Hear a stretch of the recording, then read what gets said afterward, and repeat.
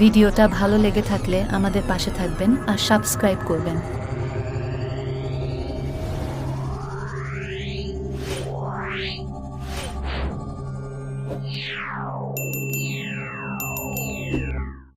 একসময় রাজার নাম ছিল সিংহরাজ। তার রাজ্য ছিল সুখী ও সমৃদ্ধশালী। প্রজারা তাকে খুব ভালোবাসত, কারণ তিনি ছিলেন খুব ন্যায়পরায়ণ ও দয়ালু। একদিন রাজ্যের সীমান্তে একটি অজানা গ্রামের লোকেরা একটি অদ্ভুত ঘটনা জানাল। তারা বলল, এক ডাইনি রানী তাদের গ্রামে এসে সমস্ত মানুষকে তার জাদুতে বন্দী করে রেখেছে। রাজার নির্দেশে সৈন্যরা সেখানে পাঠানো হলো, কিন্তু তারা সবাই রহস্যময়ভাবে উধাও হয়ে গেল। রাজা নিজেই ডাইনি রানীকে ধরার জন্য রওনা হলেন।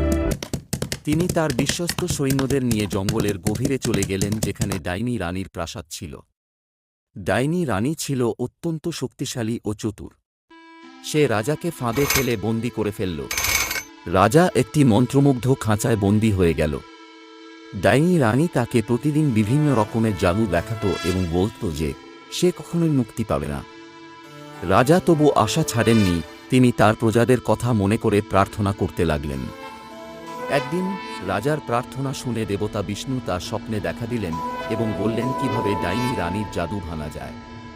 দেবতার নির্দেশ মতো রাজা গোপনে একটি জাদুকরী তীর তৈরি করলেন এবং সেটি দিয়ে ডাইনি রানীকে আঘাত করলেন। ডাইনি রানীর সমস্ত জাদু ভেঙে গেল এবং রাজা মুক্তি পেলেন।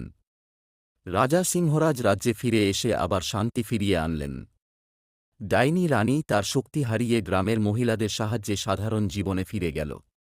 রাজ্যের সব মানুষ আবার আনন্দে ভরে উঠল। একটি ছোট্ট গ্রাম, নাম তার সোনাপুর। এই গ্রামটি একটি ঘন জঙ্গলের পাশে অবস্থিত।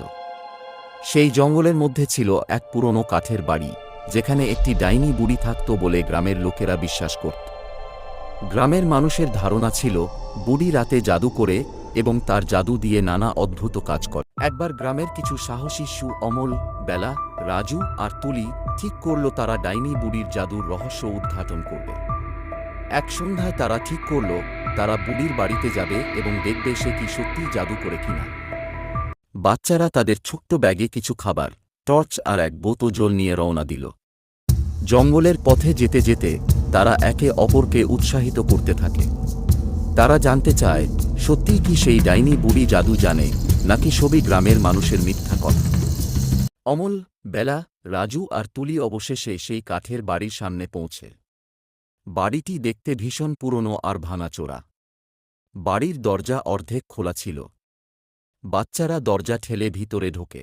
বাড়ির ভিতরে ঢোকার পর তারা দেখতে পায় সবকিছুই পুরনো আর ধুলো জমে আছে। হঠাৎ তারা শুনতে পায় একটি ফিস ফিস আওয়াজ। কে ওখানে? সবাই চমকে ওঠে। বুড়ি তখন দরজার পাশে দাঁড়িয়েছিল, তার হাতে একটি ছোট্ট ছড়ি। বাচ্চারা ভয়ে চুপ হয়ে যায়। বুড়ি বলে, তোমরা এখানে কেন এসেছ? অমল বলে, আমরা জানতে চেয়েছি আপনি কি সত্যিই জাদু জানেন? বুড়ি হেসে বলে, আহা, তোমরা তো জানো না, আমি একজন সাধারণ মানুষ। আমি শুধু গাছপালা আর পশুদের যত্ন নিই।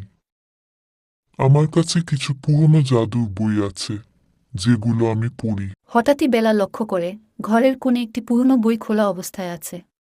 বইটির পাতা নাড়াচাড়া করতে করতে তারা দেখে একটি পাতা উজ্জ্বল হয়ে উঠছে। বুড়ি বলে, এটা আমার দাদিমার লেখা বই। এতে কিছু গোপন জাদুর কথা লেখা আছে, কিন্তু আমি কখনো সেগুলো ব্যবহার করিনি। বাচ্চারা বুঝতে পারে বুড়ি আসলে একজন দয়ালু মানুষ। তারা সিদ্ধান্ত নেয় তারা গ্রামের মানুষের ভুল ধারণা ভাঙবে। সেই রাতেই তারা বুড়ির সাথে বন্ধুত্ব করে এবং বুড়ি তাদের সারা জঙ্গল ঘুরিয়ে দেখায় আর খুব আনন্দ করে বাচ্চারা। সবাই ভালো থাকবেন, সুস্থ থাকবেন। ধন্যবাদ। দেখা হবে পরের ভিডিওতে। সাবস্ক্রাইব করতে ভুলবেন না কিন্তু।